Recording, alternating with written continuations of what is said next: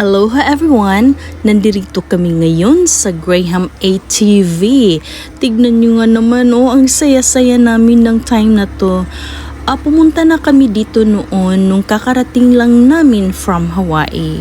But nagkaroon ng time na yun, ang lakas, sobrang lakas talaga ng ulan. So medyo marami-rami sana kami ng time na yun. Kaso ayaw nilang magkaroon ng dumi sa katawan or sa damit nila kasi naman ay nagtutour pa kami or pupunta pa kami sa ibang lugar. So ngayon sabi ko talagang babalikan ko to dahil talagang naiinganyo ako doon. Gusto kong mag dirt riding doon. So tinatawag na dirt to kasi naman tignan nyo nga naman ang putik-putik po, diba? So yan, it's part of the adventure na magiging magkaroon ka ng dumi sa katawan, yung putik tatalsik sa natin, sa damit natin, sa legs natin or sa mukha. Pero ng time na to hindi naman masyado kasi yung nirentahan namin ni Cyrus ay yung bug car, yung 4 na gulong. So yung sana yung bike sana yun ang gusto ko rin, kaso naghahawak din kasi na camera kaya ang hirap-hirap din kapag mag-drive ka pa and then yun with the camera. So buti na lang sa time na to yung tourist guide namin na si Dance. So shout out sa you, Dance. I think yung family niya is from Kawayanan, Tubigon, Bohol. Family of mga Herigdig daw. But anyway, salamat sa you, Dance, dahil siya talaga yung nag-volunteer to hold our camera kasi nga para hindi kami mahirapan, and then aside from that, may enjoy namin ang pagda-drive namin around here kasi naman tignan nyo, lubak-lubak yung daan, talagang sadya rin. So dito lang naman, paikot-ikot lang kami dito sa kalupaan nila. So malawak-lawak din tong iikutan natin papuntang Chocolate Hills. So may part din sa Chocolate Hills na talagang lalapit kami doon. May isang bukid doon na nandoon yung nila, viewing deck nila na pwede kang mag-photoshoot doon. So, tignan ang kapaligiran. So, ito yung first stop namin. So, dito, nag-first stop muna kami dahil mag-picture-picture video ng ganito. Tignan mo nga naman, ang galing ni Dance. Ayan. Binubula pa niya kami na ganito, ganyan daw gawin namin. So, hala sige, sunod din kami. So, thank you so much sa you, Dance. Gusto niya mag-kiss daw kami ni Cyrus. O, tingnan nyo. O, kiss daw, kiss. Ayan, kiss. Talagang binubula kami ni Dance. Ang galing-galing po niya. Sobra talaga. Thank you so much, Dance. So yun, tuloy-tuloy lang tayo sa ating dirt riding.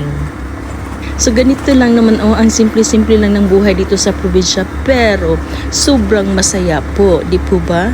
So yun, ikot-ikot lang tayo, enjoy the moment. Yeah, yun. Nagmala swimming pool yung nila dito, rice fields, kasi naman umuulan din, kaya basang-basa din yung iba. Pero sa time namin dito, kakastop lang ng ulan. So ayan, kaya nakapag-enjoy kami. Sa mga viewers ko sa video ito, kung sakali mang makakapunta kayo sa Bohol, Philippines, huwag niyong kalimutang dumaan at mag-enjoy sa dirt biking or dirt riding na to. Ito ay ang Graham ATV rental. So may mga tourist services din sila, and then ito ay matatagpuan sa Carmen, Bohol, Philippines. So basta napakaganda, marami pa kayong mapupuntahan doon.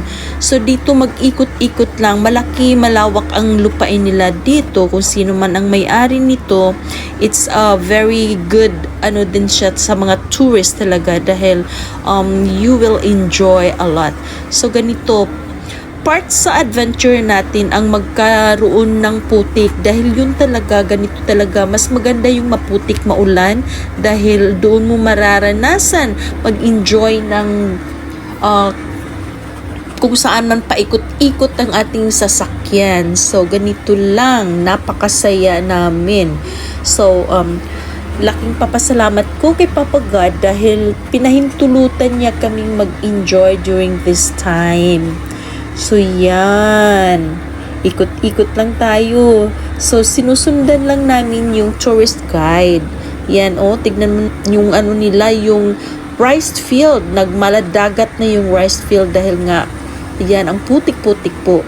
Naging maladagat na yung rice fields nila dahil nga masyadong maulan. At sunod-sunod yung ulan ng mga panahong ito. Kaya lalong nagkalubak-lubak ang mga daan dito. Pero sobrang enjoy po kami talaga. Mag-stop tayo dito dahil aakyat tayo sa bukid. So mayroong isang spot sila ng bukid na nandoon nakalagay yung kanilang viewing deck na kung saan pwede kang umupo doon at tignan ang kapaligiran na at bulubundukin na Chocolate Hills. So ito yung viewing deck nila na dito kami picture. Tignan mo naman si Denzo, may paikot-ikot pa siya. So sobra kaming nag-enjoy sa tourist guide namin na si Denz dahil ang galing din niya. So he is such a good tourist guide. And then siya rin nung nagko-coach sa amin na ganito yung gawin namin. So yan, so shout out sa you Denz. Thank you so much. Isa kang napakagaling na tourist guide. So you deserve a big tip. So bababa na kami dahil tapos na yung namin round. So, siguro 1 hour din yung tour namin. So, talagang nag-enjoy kami. Sobrang napakasaya namin ng time na to. Medyo may kamahalan din yung entrance niya. Pero yun nga, nag-enjoy din naman kami. So, sulit din naman yung entrance namin sa pagrenta ng buggy car nila. Sana sa next time makakabalik pa kami dito dahil sobrang nag-enjoy ako talaga. And hopefully next time, since alam ko na may tagahawak pala ng video, so baka na kami, tig-iisang buggy car na kami. Yun nga lang, may kamahalan din kasi by car ang bayad sa renta. Pero sulit din naman talaga. So thank you Lord for this wonderful moments na nag-enjoy kaming lahat and everyone was safe. So shout out na lang po sa lahat ng Team Lintic Power Forces, to my amazing Yogs Angels worldwide, and to all my YouTube subscribers na nanonood ng video natin.